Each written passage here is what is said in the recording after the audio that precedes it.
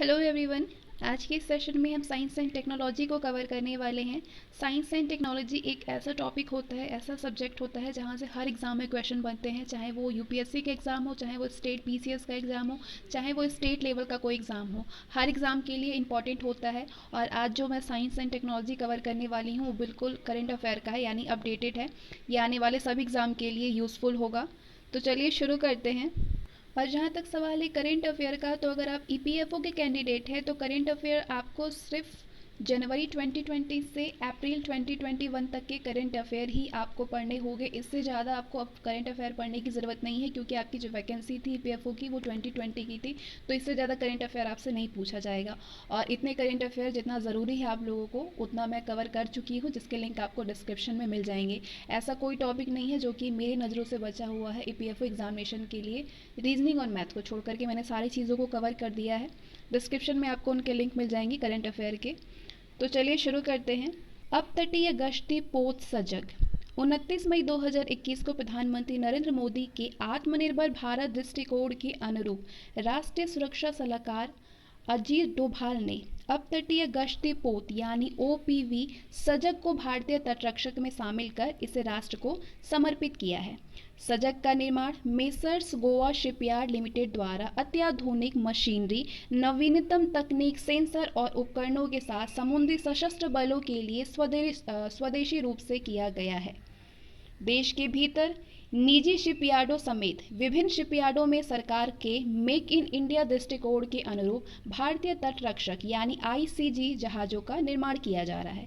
ICG समुद्र में समवर्ती अभियान और विविध भूमिकाएं निभाने वाला एक बल है, जो कि समुद्र में पैदा होने वाली किसी भी स्थिति का जवाब देने वाला पहला सशस्त्र बल है। और आईसीजी के लगभग 160 जहाज़ों और 62 विमानों के साथ दुनिया में चौथा सबसे बड़ा तटरक्षक बल है। चीनी वेधशाला ने पता किया गामा किरणों का स्रोत। हाल ही में चीन की large high altitude air shower observatory यानी ल्हासो ने अल्ट्रा हाई एनर्जी गामा किरणों के 1 दर्जन यानी 12 स्रोतों का पता लगाया है। ये सभी स्रोत हमारी आकाशगंगा मंदाकिनी यानी मिल्की वे में मौजूद है।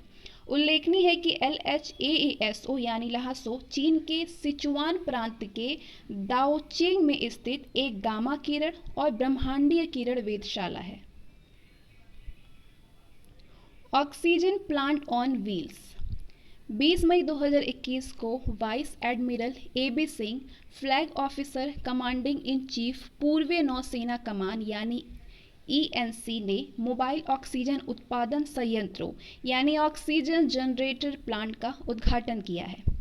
ENC के नौसेना डॉकयार्ड विशाखापट्टनम द्वारा ऑक्सीजन ऑन व्हील्स कहे जाने वाले नेवल डॉकयार्ड की तकनीक टीम ने 100 लीटर प्रति मिनट क्षमता वाले 2 ऑक्सीजन जनरेटर प्लांट विकसित किया है।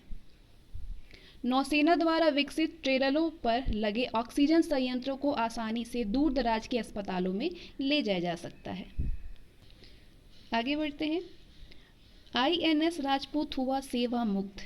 21 मई 2021 को भारतीय नौसेना के पहले विध्वंसक पोत INS राजपूत को विशाखापट्टनम के नौसेना डॉकयार्ड में एक समारोह में सेवा मुक्त किया गया। तत्कालीन USSR द्वारा निर्मित कशीन श्रेणी के इस विध्वंसक पोत को 4 मई 1980 को नौसेना में कमीशन किया गया था। इसके पहले commanding officer captain Gulab Singh थे। INS राजपूत ऑपरेशन अमन, ऑपरेशन पवन, ऑपरेशन कैक्टस और ऑपरेशन क्रोजनेस्ट में शामिल था। और इसके अलावा पोत ने कई द्विपक्षीय और बहुराष्ट्रीय अभ्यासों में भाग लिया। ये पोत भारतीय सेना की राजपूत रेजिमेंट से संबंधित पहला पोत भी था। डिप्को वैन। हाल ही में रक्षा अनुसंधान एवं विकास संगठन यानी DRDO ने corona virus antibody detection kit Dipcovan तैयार किया है। इस किट के जरिए SARS-CoV-2 वायरस और न्यूक्लियोकैप्सिड प्रोटीन का 97% उच्च संवेदनशीलता और 99% की विशिष्टता के साथ पता लगाया जा सकता है।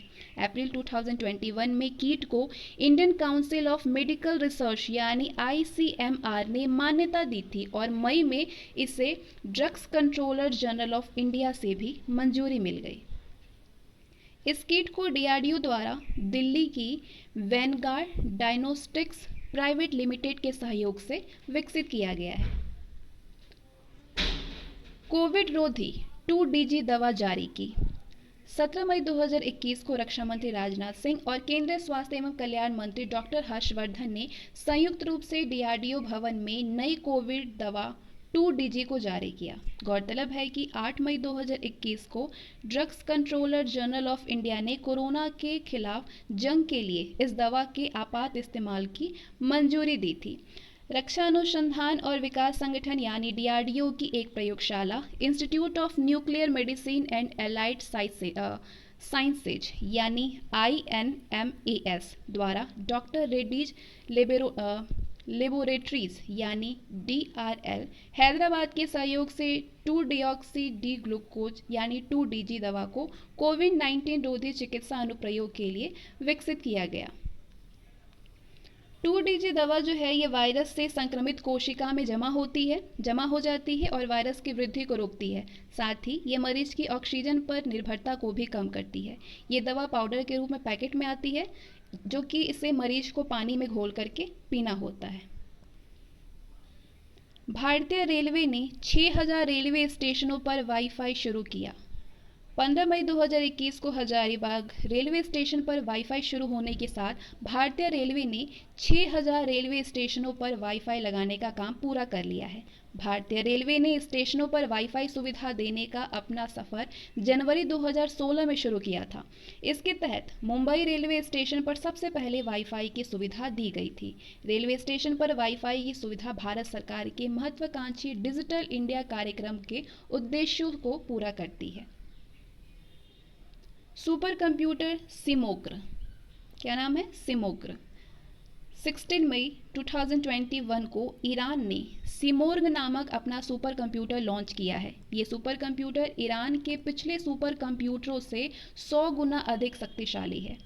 इस सुपर कंप्यूटर का नामकरण फिनिक्स जैसी पक्षी के नाम पर किया गया है, जिसे कि ईरान में सिमोग्र कहा जाता है। सिमोग्र कंप्यूटर ईरान की राजधानी तेहरान में अमीर कबीर प्रौद्योगिकी विश्वविद्यालय द्वारा विकसित किया गया है और इस सुपर कंप्यूटर की प्रदर्शन क्षमता 0.56 पेटाफ्लॉप्स है। कितना है? 0.56 पेटाफ्लॉप्स। चीन का झुरोंग रोवर। 15 मई 2021 को चीन मंगल ग्रह पर सफलतापूर्वक रोवर भेजने वाला दुनिया का दूसरा देश बन गया है। चाइना नेशनल स्पेस एडमिनिस्ट्रेशन के झुरोंग रोवर, जो कि चीन के पौराणिक अग्नि और युद्ध के देवता हैं, इसने मंगल के यूटोपिया प्लेनिशिया समतल पर लैंड किया। रोवर एक छोटा अंतरिक्ष रोबोट होता है जिसमें कि पहिए लगे होते हैं और चीन का ये रोवर मंगल ग्रह की तस्वीरें भेजेगा। गौरतलब है कि यूटोपिया प्लेनिशिया उत्तरी गोलार्ध में 2000 मील चौड़ा एक विशाल बेसिन है, जो कि किसी उल्का पिंड के टकराने से बना हुआ है। स्पुतनिक वी वैक्सीन भारत में लॉन्च। 14 मई 2021 को डॉक्टर रेड्डीज लेबोरेटरीज ने भारत में स्पुतनिक वी वैक्सीन के लॉन्च की घोषणा की है। ये वैक्सीन रूप से आयात की जा रही है और भारत में डॉक्टर रेड्डीज लेबोरेटरीज द्वारा वितरित की जा रही है। ये वर्तमान में भारत में उपलब्ध वैक्सीनों में सबसे महंगी वैक्सीन है, 995 रुपए की। आगामी महीनों में इसका उत्पादन भारत में भी किया जाएगा। ई-संजीवनी पोर्टल पर राष्ट्रीय रक्षा ओपीडी का शुभारंभ। 14 मई 2021 को पूर्वीय रक्षा ओपीडी, जिसका नाम अब रक्षा राष्ट्रीय ओपीडी में बदल दिया गया है, इसको अखिल भारतीय स्तर पर शुरू किया गया है। चिकित्सकों की अनुपलब्धता को कम करने के लिए भूतपूर्व अथवा वयोवृद्ध रक्षा चिकित्सक ई-संजीवनी मंच पर निःशुल्क ऑनलाइन परामर्श सेवाएं प्रदान करने के लिए आगे आए हैं। ई-संजीवनी ओपीडी भारत सरकार का प्रमुख टेलीमेडिसिन प्लेटफॉर्म है, जो कि भारत सरकार के स्वास्थ्य एवं परिवार कल्याण मंत्रालय के तत्वावधान में सीडेक मोहाली द्वारा विकसित किया गया है। ये भारत के सभी नागरिकों के लिए निःशुल्क ऑनलाइन चिकित्सा परामर्श की सुविधा प्रदान करता है और साथ ही दवाओं के ऑनलाइन प्रिस्क्रिप्शन की व्यवस्था भी करता है। उल्लेखनीय है कि चरणबद्ध तरीके से 7 मई 2021 को एक्स डिफेंस ओपीडी का शुभारंभ किया गया था। शुरू में ये सेवा उत्तर प्रदेश के लिए उपलब्ध थी। अधिक संख्या में भूतपूर्व रक्षा स्वयंसेवक डॉक्टर जुड़ने के बाद इसे 10 मई को राजस्थान और 11 मई को उत्तराखंड तक विस्तारित किया गया। 5G टेक्नोलॉजी और स्पेक्ट्रम परीक्षण पर दूरसंचार विभाग ने दी अनुमति। 4 मई 2021 को दूरसंचार विभाग ने मोबाइल ऑपरेटरों को 5G परीक्षण करने की अनुमति दे दी है। हालांकि इस परीक्षण में चीनी कंपनियों को बाहर रखा गया है। दूरसंचार विभाग ने अभी तक रिलायंस जियो, भारतीय एयरटेल, वोडाफोन आइडिया और MTNL को 5G तकनीक का परीक्षण करने की अनुमति दी है। परीक्षण करने के लिए 2500 मेगाहर्ट्ज, 1800 मेगाहर्ट्ज, 900 मेगाहर्ट्ज और 800 मेगाहर्ट्ज के मौजूदा स्पेक्ट्रम का उपयोग करने की अनुमति दी जाएगी और ये ट्रायल अभी 6 महीने के लिए होगा। गौरतलब है कि 5G तकनीक से डेटा डाउनलोड रेट 4G की तुलना में कई गुना अधिक होगा। शुक्र ग्रह से मिले रेडियो संकेत। 3 मई 2021 को अमेरिकी अंतरिक्ष एजेंसी नासा ने पुष्टि किया है कि उसने शुक्र ग्रह के वातावरण में कम आवृत्ति के रेडियो सिग्नल का पता लगाया है। ये रेडियो सिग्नल के पार्क सोलर प्रोब द्वारा ग्रह की नियमित उड़ान के बीच रिकॉर्ड किए गए हैं। बीते 30 सालों में पहली बार जब इस ग्रह के वातावरण संबंधी कई प्रत्यक्ष माप रिकॉर्ड हुआ है। रिकॉर्ड किए गए डाटा के विश्लेषण को जारी करते हुए नासा ने कहा है कि पिछले बार 1992 में रिकॉर्ड किए गए डाटा की तुलना में वर्तमान में शुक्र ग्रह के ऊपरी वायुमंडल में काफ़ी परिवर्तन आया है और वो और अधिक हल्के होने के क्रम में आगे बढ़ रहा है। यूरेनियम का सबसे हल्का रूप यूरेनियम 214। हाल ही में चीन के वैज्ञानिकों ने एक नए प्रकार के यूरेनियम की खोज की है जिसे अब तक का सबसे हल्का यूरेनियम माना जा रहा है। वैज्ञानिकों द्वारा खोजे गए इस यूरेनियम 214 यानी 214 नामक यूरेनियम में प्रोटीन की तुलना में 30 अधिक न्यूट्रॉन मौजूद हैं। इस तरह इसमें अब तक ज्ञात सबसे हल्के यूरेनियम संस्करण यानी अथवा आइसोटोप की तुलना में एक कम न्यूट्रॉन मौजूद है। ये खोज वैज्ञानिकों को अल्फा कण के बारे में अधिक जानने में मदद कर सकती है जो कि क्षय यानी डीके होकर कुछ रेडियोधर्मी तत्वों से अलग हो जाते हैं। मेफ्लावर 400। हाल ही में समुद्री अनुसंधान संस्थान ने IBM की सहायता से दुनिया की पहली आर्टिफिशियल शिप मेफ्लावर 400 बनाई है।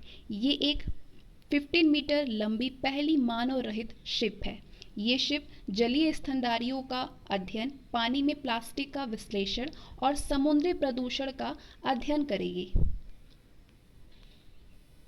पहली बार मैप किया गया ऑस्टियोसाइट्स। हाल ही में गर्वन इंस्टीट्यूट ऑफ मेडिकल रिसर्च के शोधकर्ताओं ने पहली बार ऑस्टियोसाइट्स का चित्रण यानी मैपिंग किया है। शोधकर्ताओं ने इस मैपिंग में उन जीन्स को पहचाना है जो कि ऑस्टियोसाइट्स में खुली और बंद होती है। इससे उन हड्डी रोगों का निदान करने में मदद मिलेगा जिनके आनुवंशिक घटक हैं। गौरतलब है कि ऑस्टियोसाइट्स गोलाकार हड्डी की कोशिकाएं हैं और ये हड्डी के ऊतकों में पाई जाती है। मानव शरीर में 42 अरब से अधिक ऑस्टियोसाइट्स हैं। ऑस्टियोसाइट्स हड्डियों में मौजूद सबसे अधिक मात्रा में पाई जाने वाली कोशिकाएं होती हैं। ये ऑस्टियोसाइट्स मस्तिष्क में न्यूरॉन्स के समान एक नेटवर्क बनाती है। नेटवर्क में संदेश भेजने की प्रक्रियाओं में असंतुलन के कारण ऑस्टियोपोरोसिस जैसी बीमारियां होती हैं। नेटवर्क में संदेश भेजने की प्रक्रिया में असंतुलन के कारण ऑस्टियोपोरोसिस जैसी बीमारियां होती हैं। Community service centre. 21 अप्रैल 2021 को भारत के प्रथम सौर अंतरिक्ष मिशन से प्राप्त होने वाले आंकड़ों को एक वेब इंटरफेस पर एकत्रित करने के लिए एक कम्युनिटी सर्विस सेंटर की स्थापना की गई है।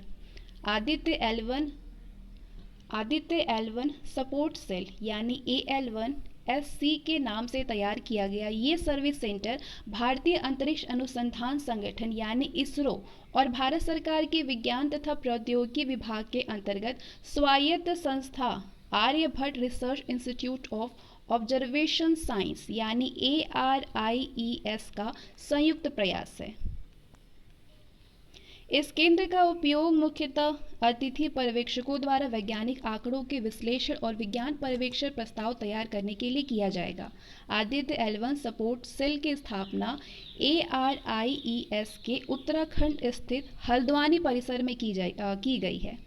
ये केंद्र छात्रों और विभिन्न अनुसंधान संस्थानों, विद्यालयों इत्यादि के शिक्षकों और आदित्य L1 पेलोड टीम और खगोल जगत के अनुसंधान से जुड़ी कम्युनिटी के बीच एक ज्ञान वाहक तंत्र के रूप में कार्य करेगा।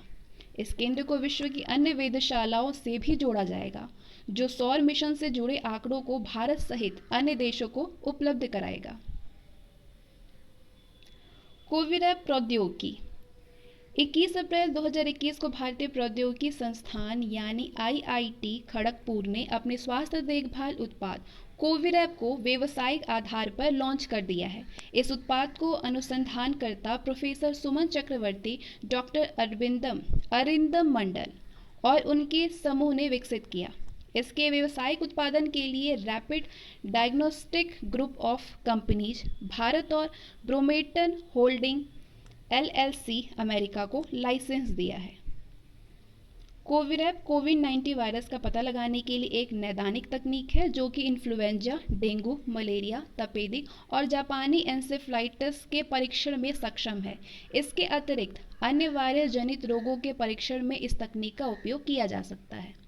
ट्रिपल म्यूटेंट वेरिएंट 21 अप्रैल 2021 को कोविड-19 का एक ट्रिपल म्यूटेंट वेरिएंट का बंगाल में पता लगा है, जिसे कि बंगाल वेरिएंट भी कहा जा रहा है। ये वेरिएंट 3 म्यूटेशन से मिलकर के विकसित हुआ है। ये भारत में पाए जाने वाले SARS-CoV-2 वायरस का दूसरा वंश है, जिसे कि B1618 भी कहा जा रहा है। इस नए वेरिएंट में E484 के वेरिएंट के अंश पाए गए हैं और ये वेरिएंट पश्चिम बंगाल में तेजी से फैल रहा है। नासा का परसिवियरेंस रोवर 20 अप्रैल 2021 को नासा के मंगल 2020 मिशन के परसिवियरेंस रोवर ने कार्बन डाइऑक्साइड को ऑक्सीजन में परिवर्तित कर सांस लेने योग्य ऑक्सीजन का निर्माण किया है। ये कार्य मॉक्सी यानी Mars oxygen in situ resource utilisation experiment नामक एक डिवाइस द्वारा किया गया है, जो कि परसिवियरेंस रोवर में लगी हुई है। मॉक्सी ने अपने प्रथम चरण में 5 ग्राम ऑक्सीजन का उत्पादन किया, जो कि एक सामान्य अंतरिक्ष यात्री के लिए 10 मिनट तक सांस लेने वाली ऑक्सीजन के बराबर है। मॉक्सी ने अपने प्रथम चरण में 5 ग्राम ऑक्सीजन का उत्पादन किया, जो कि एक सामान्य अंतरिक्ष यात्री के लिए 10 मिनट तक सांस लेने वाली ऑक्सीजन के बराबर हो रही है। ज्ञातव्य है कि परसिवियरेंस रोवर ने 18 फरवरी 2021 को मंगल ग्रह पर लैंडिंग की थी। हाल ही में इंजेन्यूटी हेलीकॉप्टर ने भी मंगल ग्रह पर उड़ान भरी थी। नैनो स्निफर का लोकार्पण 9 अप्रैल 2021 को केंद्रीय शिक्षा मंत्री रमेश पोखरियाल निशंक ने विश्व का पहला माइक्रो सेंसर आधारित explosive trace detector nano sniffer का लोकार्पण किया है। देश में विकसित ये एक्सप्लोसिव ट्रस डिटेक्टर यानी ETD उपकरण नैनोस्फेयर 10 सेकंड से भी कम समय में विस्फोटक का पता लगा सकता है। इसके अलावा ये विभिन्न श्रेणियों में विस्फोटकों की पहचान और वर्गीकरण भी कर सकता है। ये सैन्य, पारंपरिक और घर में निर्मित विस्फोटक के सभी वर्गों का पता लगाता है। नैनो स्निफर सूर्य के प्रकाश में पढ़ने योग्य कलर डिस्प्ले के साथ दिखाई और सुनाई देने योग्य चेतावनी देता है। अनुसंधान, विकास और निर्माण के संदर्भ में nano sniffer 100% 100% make in India उत्पाद है। इसे IIT बॉम्बे की incubated startup nano sniff technology ने विकसित किया है। नैनो स्निफर विस्फोटकों की नैनोग्राम क्वांटिटी का पता लगाने का काम करता है और इसके परिणाम कुछ सेकंडों में दे देता है। नैनो स्निफर का विपणन विहान टेक्नोलॉजी द्वारा किया गया है, जो कि दिल्ली आईआईटी में इनक्यूबेटेड एक पूर्व स्टार्टअप क्रिटिकल सॉल्यूशन है। क्रिटिकल सॉल्यूशन का एक सह उत्पाद है। अगला टॉपिक है वज्र भारतीय तटरक्षक बेड़े में शामिल। 24 मार्च 2021 को भारतीय तटरक्षक जहाज वज्र को औपचारिक रूप से बेड़े में शामिल किया गया है। इस अवसर पर रक्षा प्रमुख CDS जनरल बिपिन रावत ने चेन्नई पोर्ट ट्रस्ट में एक पट्टिका और जहाज के नाम वाले बोर्ड वज्र का औपचारिक अनावरण किया। ध्यातव्य है कि ये छठा अपतटीय गश्ती पोत है जिसे कि तटीय सुरक्षा मजबूत करने के लिए बेड़े में शामिल किया गया है।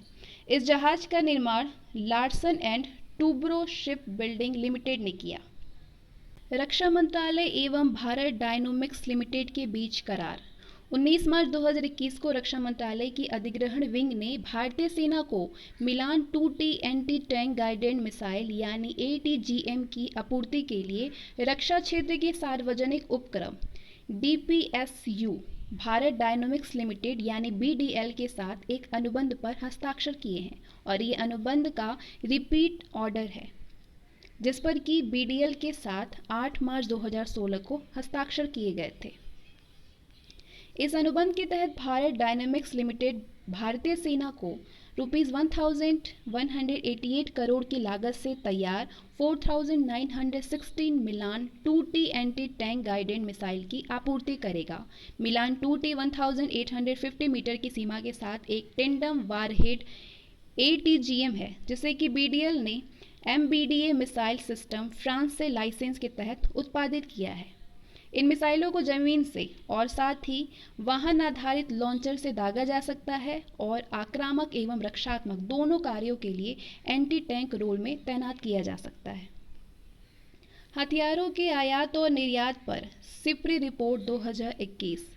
15 मार्च 2021 को Swedish think tank Stockholm international peace research institute यानी सिप्री द्वारा हथियारों के आयात और निर्यात पर रिपोर्ट जारी की गई है। रिपोर्ट के अनुसार 2011 से 15 और 2016-20 के बीच भारत के हथियार आयात में 33% की कमी आई है।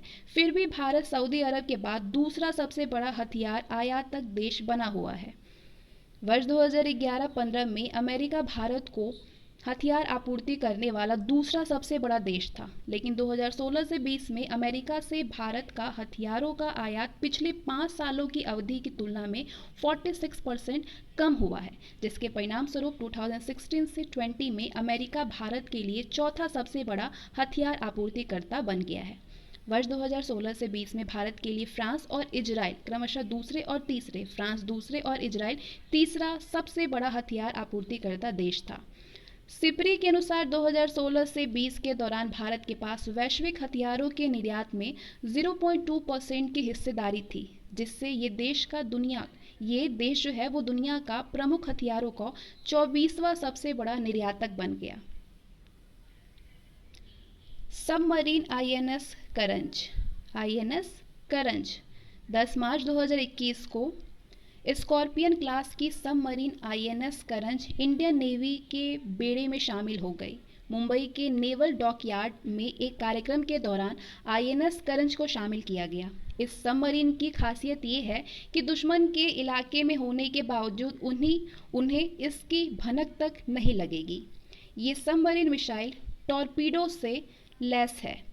इसमें समुद्र के भीतर ही माइंस बिछा करके दुश्मन को तबाह करने की क्षमता है। साथ ही ये बिना आवाज किए हुए, बिना राडार की पकड़ में आए दुश्मन को नुकसान पहुंचा सकती है। INS करंज एक डीजल इलेक्ट्रिक सबमरीन है, जिसे कि मझगांव डाक लिमिटेड ने बनाया है। इसकी लंबाई करीब 70 मीटर और ऊंचाई 12 मीटर है। इसका वजन करीब 1600 टन है। छोटा साइज होने के कारण इसे समुद्र के नीचे ढूंढ पाना मुश्किल है।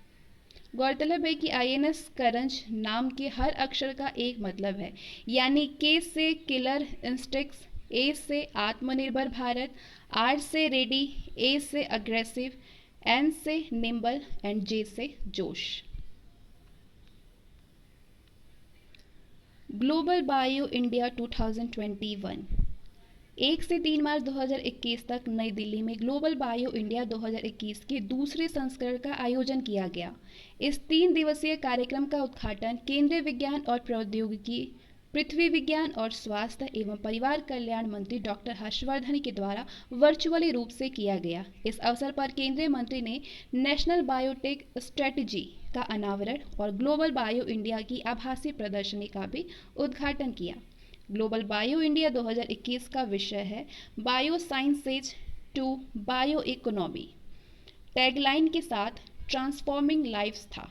इसका आयोजन केंद्रीय विज्ञान और प्रौद्योगिकी मंत्रालय के जैव प्रौद्योगिकी विभाग द्वारा अपने सार्वजनिक क्षेत्र के उपक्रम जैव प्रौद्योगिकी उद्योग अनुसंधान सहायता परिषद यानी BIRAC बिराक और भारतीय उद्योग परिसंघ यानी CII association of biotechnology led enterprises यानी ABLE और इन्वेस्ट इंडिया की साझेदारी में किया गया था।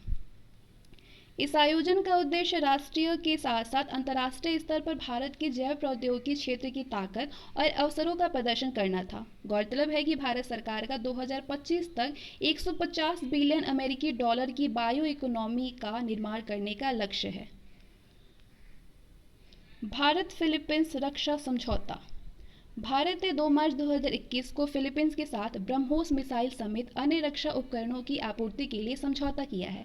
फिलीपींस के रक्षा सचिव डेल्फिन लोरेजाना मनीला में समझौते पर हस्ताक्षर के दौरान मौजूद थे।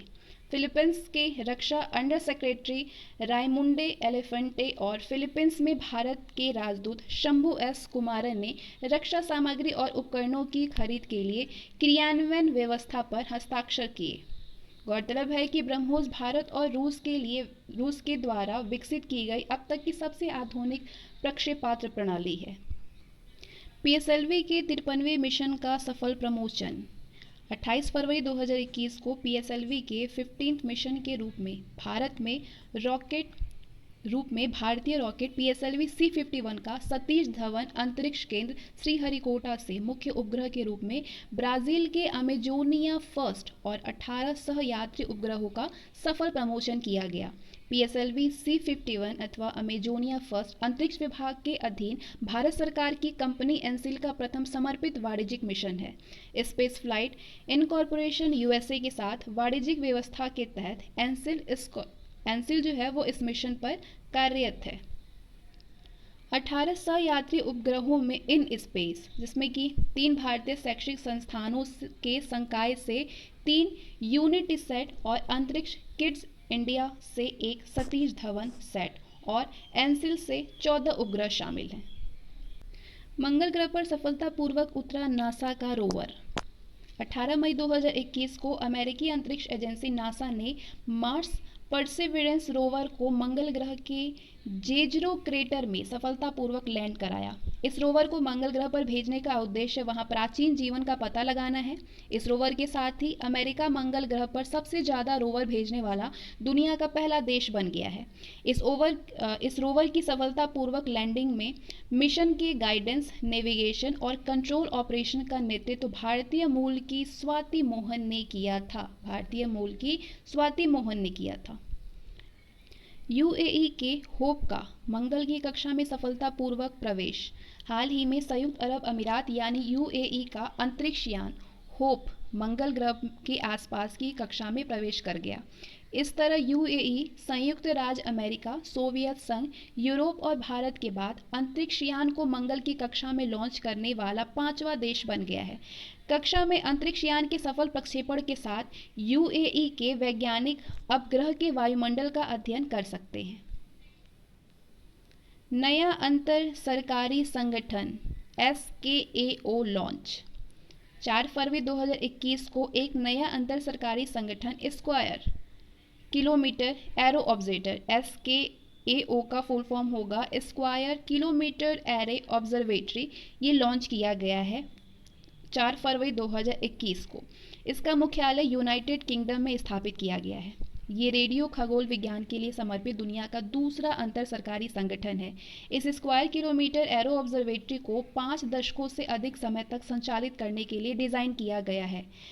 स्काउ के पहले चरण का निर्माण 2027 तक पूरा होने का अनुमान है। वर्ष 2025 तक इस संगठन द्वारा प्रारंभिक विज्ञान सत्यापन परिणाम प्राप्त करने की उम्मीद है।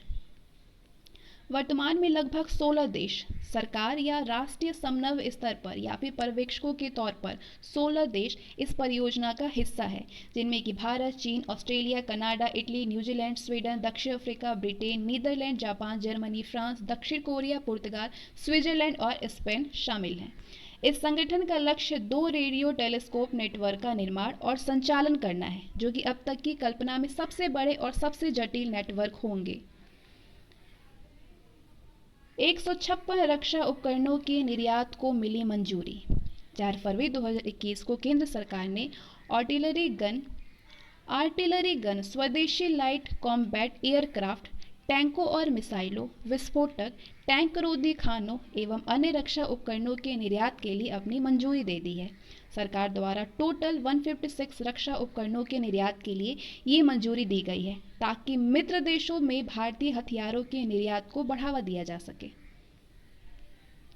इससे पहले भारत ने आकाश मिसाइल के निर्यात को अपनी मंजूरी दी थी, लेकिन अब ब्रह्मोस हथियार प्रणाली, beyond visual range air to air missile Astra और anti tank guided missile Nag भी निर्यात के लिए तैयार है।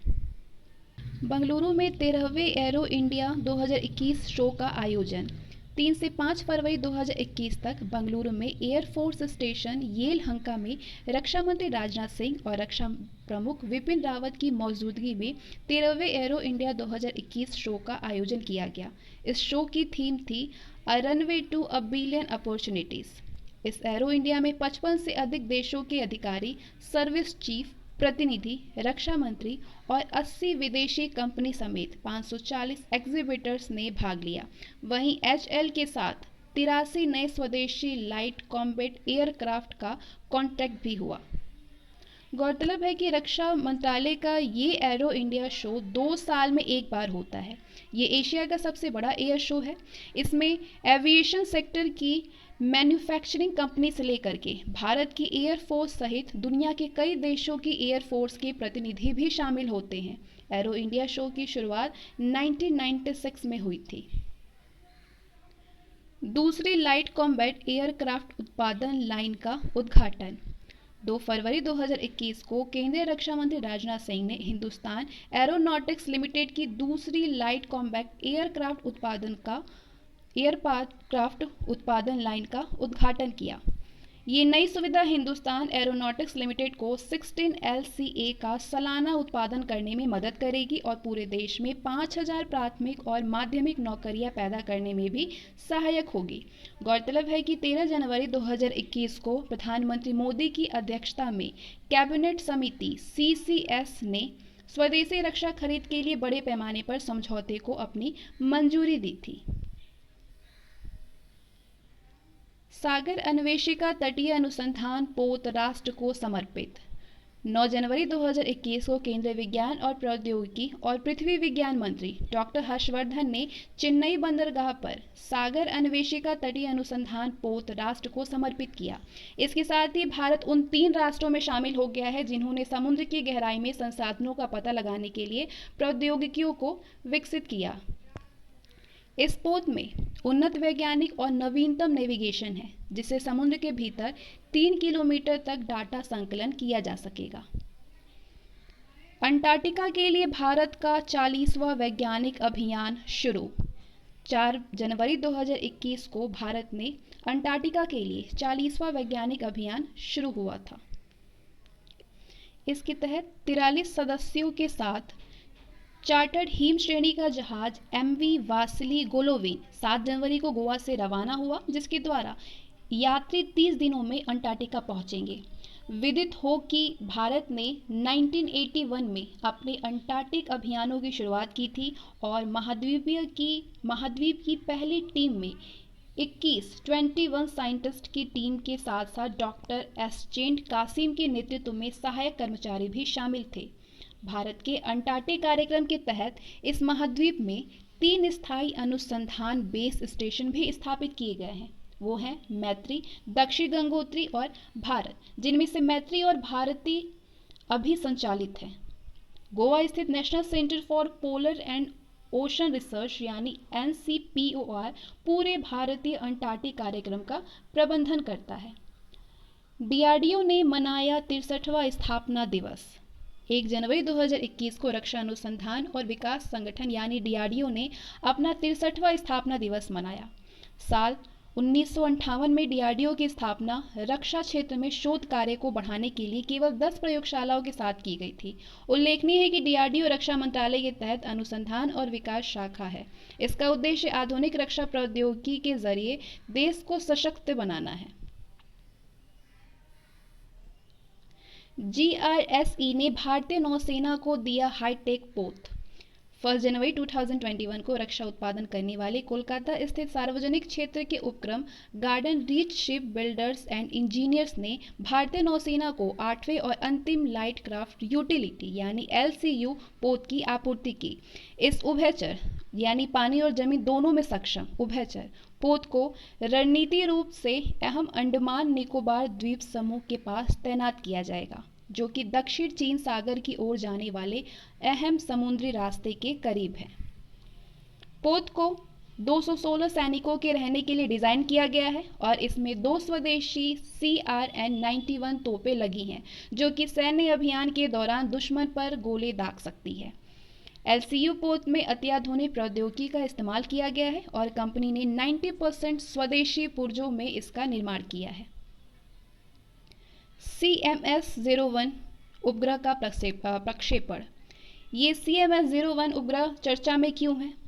17 दिसंबर 2020 को भारतीय अंतरिक्ष अनुसंधान संगठन यानी इसरो ने आंध्र प्रदेश के सतीश धवन अंतरिक्ष केंद्र से अपने ध्रुवीय उपग्रह प्रक्षेपण यान यानी PSLV C50 से CMS-01 नामक एक संचार उपग्रह को प्रक्षेपित किया। इसके इंपॉर्टेंट पॉइंट है, CMS-01 एक संचार उपग्रह है जिसकी परिकल्पना विस्तारित सी बैंड आवृत्ति स्पेक्ट्रम में सेवाएं प्रदान करने के लिए की गई है। सी बैंड 4.0 से 8.0 गीगाहर्ट्ज तक फ्रीक्वेंसी की माइक्रोवेव रेंज में इलेक्ट्रोमैग्नेटिक स्पेक्ट्रम के एक हिस्से को संदर्भित करता है। इसके कवरेज क्षेत्र में भारतीय मुख्य भूमि के साथ अंडमान और निकोबार तथा लक्षद्वीप समूह शामिल होंगे। इस उपग्रह की मिशन अवधि जो है वो 7 साल निर्धारित की गई है।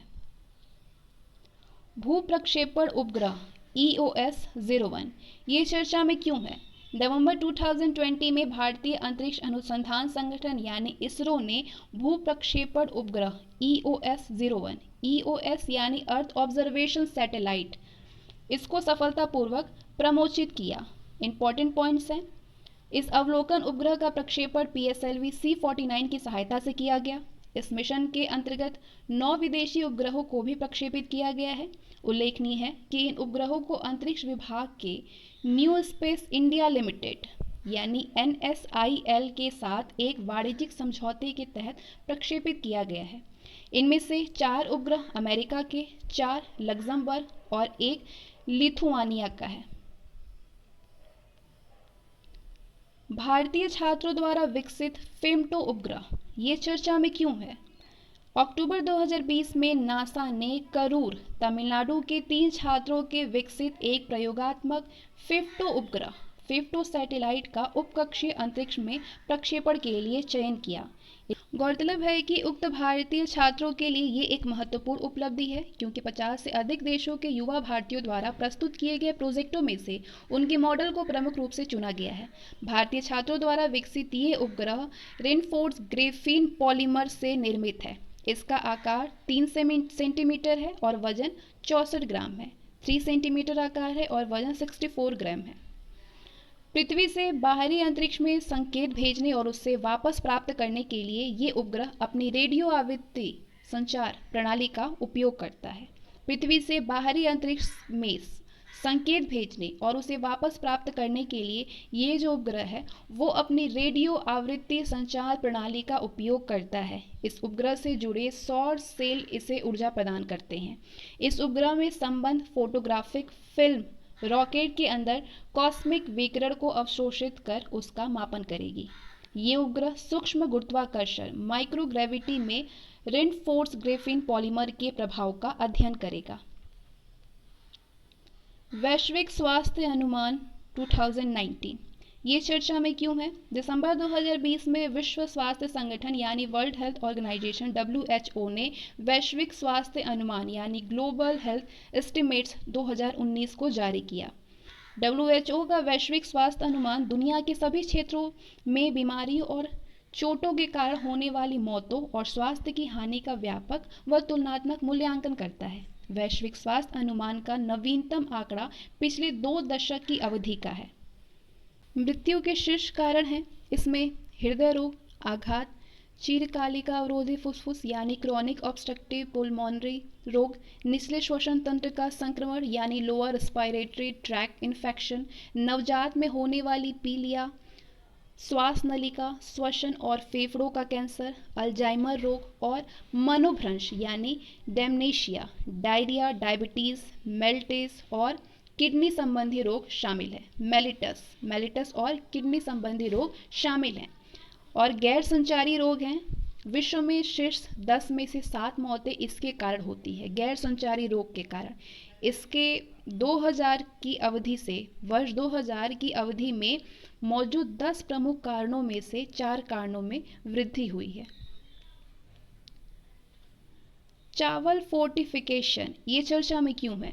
नवंबर 2020 में केंद्र सरकार द्वारा चावल के फोर्टिफिकेशन संबंधी योजना का विस्तार 112 आकांक्षी जिलों तक करने का निर्णय लिया गया है। फूड फोर्टिफिकेशन के माध्यम से खाद्य पदार्थों में सूक्ष्म पोषक तत्वों की कमी से संबंधित मुद्दों को संबोधित किया गया है।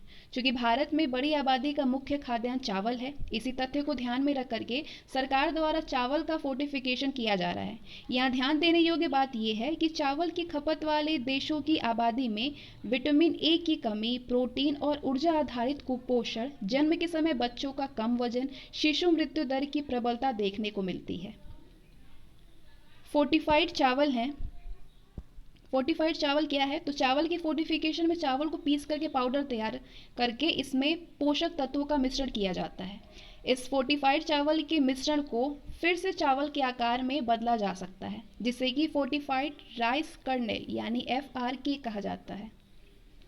इस फोर्टिफाइड राइस कर्नल को सामान्य चावल के साथ 1:100 के अनुपात में मिश्रित किया जाता है और इसके बाद इसे सार्वजनिक वितरण प्रणाली के तहत बिक्री के लिए जारी कर दिया जाता है। आरोग्य सेतु ऐप ये चर्चा में क्यों है? अप्रैल 2020 में केंद्र सरकार ने कोविड-19 के मामले को ट्रैक करने के लिए सार्वजनिक निजी साझेदारी से आरोग्य सेतु नामक एक ऐप लॉन्च किया। 23 जून 2021 तक 19.39 करोड़ आरोग्य सेतु ऐप डाउनलोड हो चुके हैं। आरोग्य सेतु ऐप प्रत्येक भारतीय के स्वास्थ्य और कल्याण के लिए डिजिटल इंडिया से जुड़ा है। ये लोगों को कोरोना वायरस से संक्रमित होने के जोखिम का आकलन करने में सक्षम बनाएगा। ये अत्याधुनिक ब्लूटूथ तकनीक गणित के सवालों को हल करने के नियमों की प्रणाली यानी एल्गोरिदम और कृत्रिम बुद्धिमत्ता का उपयोग करते हुए दूसरों के साथ उनकी बातचीत के आधार पर जोखिम की गणना करेगा। आसान और उपयोगकर्ता के अनुकूल प्रक्रिया द्वारा स्मार्टफोन में इंस्टॉल होने के बाद ये ऐप उपयोगकर्ता के दायरे में आने वाले ऐसे अन्य उपकरणों का पता लगा सकता है जिनमें कि आरोग्य सेतु ऐप इंस्टॉल किया जा चुका है। उपयोगकर्ता के दायरे में आने वाले कोरोना पॉजिटिव जिनका परीक्षण हो चुका है व्यक्तियों का विश्लेषण परिष्कृत मापदंडों के आधार पर करते हुए ये ऐप संक्रमण के जोखिम की गणना कर सकता है। इस ऐप का मुख्य उद्देश्य कोविड-19 से संक्रमित व्यक्तियों और उपायों से संबंधित जानकारी उपलब्ध कराना होगा। ये ऐप 12 भाषाओं में उपलब्ध है और साथ ही इसमें देश के सभी राज्यों के हेल्पलाइन नंबरों की सूची भी प्रदत्त है। अगर कोई व्यक्ति कोविड-19 पॉजिटिव व्यक्ति के संपर्क में आता है तो ऐप निर्देश भेजने के साथ ही ख्याल रखने के बारे में भी जानकारी प्रदान करेगा। AI सुपर कंप्यूटर परम सिद्धि ये चर्चा में इसलिए है 16 नवंबर 2020 को जारी विश्व के शीर्ष 500 सबसे शक्तिशाली नॉन डिस्ट्रीब्यूटेड कंप्यूटर प्रणाली नॉन डिस्ट्रीब्यूटेड कंप्यूटर सिस्टम में भारत के AI कंप्यूटर परम सिद्धि ने 63वां स्थान प्राप्त किया है। नॉन डिस्ट्रीब्यूटेड कंप्यूटर सिस्टम में सभी भाग एक ही स्थान पर स्थित होते हैं, जबकि एक डिस्ट्रीब्यूटेड सिस्टम में कार्यरत हिस्से अलग अलग स्थानों पर मौजूद होते हैं। परम सिद्धि उच्च प्रदर्शन वाली आर्टिफिशियल इंटेलिजेंस सुपर कंप्यूटर प्रणाली है, जिसे कि राष्ट्रीय super computing mission, national super computing mission के तहत CDAC में स्थापित किया गया है। परम सिद्धि AI 5.267 पेटाफ्लॉप्स के आरपिक और 4.6 पेटाफ्लॉप्स के आरमैक्स की क्षमता के साथ कार्य करता है।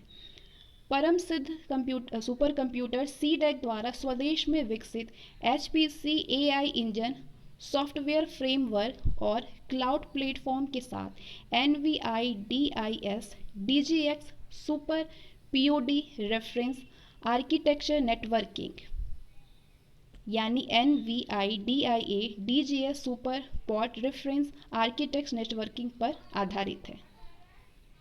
इस राष्ट्रीय सुपर कंप्यूटिंग मिशन के अंतर्गत विज्ञान और प्रौद्योगिकी विभाग और इलेक्ट्रॉनिकी और सूचना प्रौद्योगिकी मंत्रालय के द्वारा संयुक्त रूप से विकसित किया गया है। अगला टॉपिक है एंटी रेडिएशन मिसाइल रुद्रम।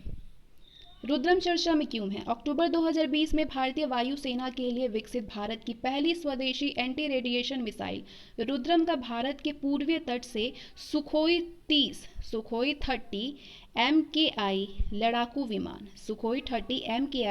विमान से सफलतापूर्वक परीक्षण किया गया। लड़ाकू विमानों से प्रमोशन की जाने वाली मिसाइल मापदंडों के आधार पर रुद्रम की ऑपरेशनल रेंज 100 किलोमीटर से अधिक है। एंटी रेडिएशन मिसाइलों को दुश्मन देश की रडार, संचार परिसंपत्तियों और अन्य रेडियो आवृत्ति स्रोतों का पता लगाने, ट्रैक करने और उनको बेअसर करने के लिए डिज़ाइन किया जाता है, जो कि आमतौर पर किसी देश की वायु रक्षा प्रणालियों का हिस्सा होती है। इस तरह के मिसाइल नेविगेशन तंत्र में एक जड़त्वीय नौवहन प्रणाली यानी इंटरनल इनर्शियल नेविगेशन सिस्टम शामिल होते हैं। जड़त्वीय नेविगेशनल प्रणाली यानी इनर्शियल नेविगेशन सिस्टम एक कंप्यूटरीकृत तंत्र होती है जो किसी वस्तु की स्थिति में परिवर्तन का उपयोग करता है और GPS के साथ युग्मित होता है। गौरतलब है कि GPS सैटेलाइट आधारित प्रणाली है। राष्ट्रीय सुपर कंप्यूटिंग मिशन सूचना और सूचना प्रौद्योगिकी में अग्रणी क्षेत्र के अनुसंधान और विकास, वैश्विक प्रौद्योगिकी के रुझानों और बढ़ती हुई आवश्यकता को ध्यान में रखते हुए आर्थिक मामलों की मंत्रिमंडलीय समिति ने 25 मार्च 2015 को राष्ट्रीय सुपर कंप्यूटिंग मिशन को मंजूरी दी थी। इस मिशन को विज्ञान एवं प्रौद्योगिकी विभाग तथा इलेक्ट्रॉनिक्स एवं सूचना प्रौद्योगिकी विभाग कार्यान्वित कर रहे हैं। मिशन के तहत 70 से अधिक उच्च प्रदर्शन वाले सुपर कंप्यूटरों के माध्यम से एक विशाल सुपर कंप्यूटिंग ग्रिड स्थापित कर देश भर के राष्ट्रीय शैक्षिक संस्थानों को सशक्त बनाने की परिकल्पना की गई है। हाइपरसोनिक टेक्नोलॉजी डिमॉन्स्ट्रेटेड व्हीकल ये चर्चा में क्यों है? सितंबर में रक्षा अनुसंधान एवं विकास संगठन यानी DRDO ने हाइपरसोनिक टेक्नोलॉजी डिमॉन्स्ट्रेटेड व्हीकल यानी HSTDV का सफलतापूर्वक परीक्षण किया है। ये परीक्षण ओडिशा के तट पर स्थित APJ अब्दुल कलाम द्वीप के doctor APJ Abdul Kalam launch complex से किया था। HSTDV एक मानव रहित स्क्रैम जेट विमान है जो कि हाइपरसोनिक गति से उड़ान भर सकता है। इसमें hypersonic air breathing scrum jet तकनीक का उपयोग किया गया है। ये विमान ध्वनि की गति से 6 गुना यानी मैक 6 के वेग से अपने इच्छित उड़ान पथ पर यात्रा कर सकता है। एयर ब्रीदिंग इंजन क्या है? एयर ब्रीदिंग इंजन ईंधन के दहन के लिए वायुमंडलीय ऑक्सीजन का उपयोग करता है। ये प्रणाली उपयोग की दृष्टि से अन्य प्रणालियों की तुलना में हल्की, कुशल और लागत प्रभावी होती है। वर्तमान में उपग्रहों को मल्टी स्टेज उपग्रह प्रक्षेपण वाहनों द्वारा कक्षा में प्रक्षेपित किया जाता है, जिनका उपयोग केवल एक बार किया जा सकता है। ये प्रक्षेपण यान दहन के लिए ईंधन के साथ ऑक्सीडाइजर भी ले जा सकते हैं ताकि दहन को प्रेरित किया जा सके। प्रणोदन प्रणाली जो अपनी उड़ान के दौरान वायुमंडलीय ऑक्सीजन का उपयोग कर सकती है, किसी उपग्रह को कक्षा में स्थापित करने के लिए आवश्यक कुल प्रणोदक को कम कर देगी। यदि इन वाहकों को पुनः प्रयोज्य दिया जाए तो उपग्रहों को प्रक्षेपित करने की लागत में काफी कमी आएगी। एयर ब्रीदिंग इंजन कितने प्रकार के होते हैं? तो रैमजेट, पहला है ramjet. Ramjet air breathing jet engine का एक रूप होता है जो कि घूर्णन कंप्रेस के बिना आने वाली वायु को संपीड़ित करने के लिए वाहन की अग्रिम गति का उपयोग करता है। दूसरा प्रकार है एयर ब्रीदिंग इंजन का scramjet. Scramjet engine ramjet engine का ही एक अपडेटेड रूप है स्क्रैमजेट, क्योंकि ये हाइपरसोनिक गति में कुशलता से संचालित होता है और सुपरसोनिक दहन की अनुमति देता है। तीसरा है डुअल मोड रैमजेट यानी DMRJ। एक डुअल मोड रैमजेट एक प्रकार का जेट इंजन है जहां एक रैमजेट मैक 4 to 8 रेंज में एक स्क्रैमजेट में बदल जाता है, जिसका मतलब है कि ये सबसोनिक एवं सुपरसोनिक दहन मोड दोनों में कुशलता से कार्य कर सकता है। संयुक्त राज्य अमेरिका, रूस और चीन के बाद भारत इस तकनीक को विकसित करने वाला दुनिया का चौथा देश बन गया है। DRDO ने 2010 की शुरुआत में HSTDV इंजन के विकास पर कार्य शुरू कर दिया था। भारतीय अंतरिक्ष अनुसंधान संगठन यानी इसरो ने भी इस प्रौद्योगिकी के विकास पर कार्य किया है और 2016 में इससे संबंधित एक प्रणाली का सफलतापूर्वक परीक्षण किया था। इससे लाभ क्या है? स्वदेशी प्रौद्योगिकी के विकास से भविष्य में हाइपरसोनिक वाहनों के साथ निर्मित प्रणालियों के विकास को बढ़ावा मिलेगा। इसे रक्षा क्षेत्र में लंबी दूरी की क्रूज मिसाइलों के लिए एक वाहक के रूप में विकसित किया जा सकता है। इसमें आक्रामक एवं रक्षात्मक दोनों हाइपरसोनिक क्रूज मिसाइल प्रणाली शामिल होती है। ये तकनीक अंतरिक्ष क्षेत्र में कम लागत, उच्च दक्षता वाले पुनः प्रयोज्य उपग्रहों के विकास में सहायक होगी। बॉयडू नेविगेशन सैटेलाइट सिस्टम, ये चर्चा में क्यों है? हाल ही में चीन ने औपचारिक रूप से अपने बॉयडू 3 नेविगेशन सैटेलाइट सिस्टम की वैश्विक सेवाओं की शुरुआत की है। चीन के दावे के अनुसार ये नौ परिवहन तंत्र उपग्रहों के एक व्यापक नेटवर्क का उपयोग करते हुए लगभग 10 मीटर तक की सटीक अवस्थिति बता सकता है। अमेरिका का GPS 2.2 मीटर तक की सटीक अवस्थिति प्रदान करता है। चीन का बाइडू नेविगेशन सैटेलाइट सिस्टम सटीक स्थिति, नौ परिवहन और समय के साथ साथ छोटे संदेशों के संचार की सेवाएं प्रदान करता है। इस प्रणाली का उपयोग चीन के विभिन्न क्षेत्रों जैसे कि रक्षा, परिवहन, कृषि, मत्स्य पालन और आपदा राहत आदि में किया जा रहा है। ध्यातव्य है कि चीन की ये प्रणाली अमेरिका के GPS, रूस के ग्लोनास और यूरोपीय संघ EU के गैलीलियो के बाद ये चौथा वैश्विक उपग्रह नेविगेशन सिस्टम है। भारत का नाविक क्षेत्रीय नौ परिवहन प्रणाली है। अब एक पृष्ठभूमि इसकी कैसी है वो जान लेते हैं। चीन ने इस नेविगेशन सैटेलाइट सिस्टम के लिए अध्ययन की शुरुआत 20वीं शताब्दी के अंत में किया था। चीन ने सर्वप्रथम BeiDou first navigation satellite project प्रमोशित किया और वर्ष 2000 तक ये नेविगेशन सैटेलाइट सिस्टम सक्रिय रूप से चीन में सेवाएं प्रदान करने लगा। वर्ष 2012 से बाइडू 2 के विकास के साथ चीन की ये तकनीक एशिया प्रशांत क्षेत्र के लगभग सभी क्षेत्रों में अपनी नौ परिवहन संबंधी सेवाएं प्रदान कर रही है। तीसरे चरण में बाइडू 3 के तहत ये प्रणाली सिस्टम के सभी क्षेत्रों में कार्य करने में सक्षम है। नाविक यानी नेविगेशन इन इंडिया कॉन्स्टलेशन। नाविक उपग्रह आधारित एक क्षेत्रीय स्वदेशी नेविगेशन प्रणाली है जो कि अमेरिका की GPS की तरह कार्य करती है। इसके माध्यम से स्थानीय अवस्थिति यानी इंडिजिनस पोजीशनिंग या फिर स्थान आधारित सेवा, लोकेशन बेस्ड सर्विस जैसी सुविधाएं प्रदान की जा रही है। ये भारतीय उपमहाद्वीप पर 1500 किलोमीटर के दायरे को कवर करता है। गौरतलब है कि कारगिल युद्ध के बाद से ही भारत में GPS की तरह ही स्वदेशी नेविगेशन सैटेलाइट नेटवर्क के विकास पर जोर दिया जा रहा था।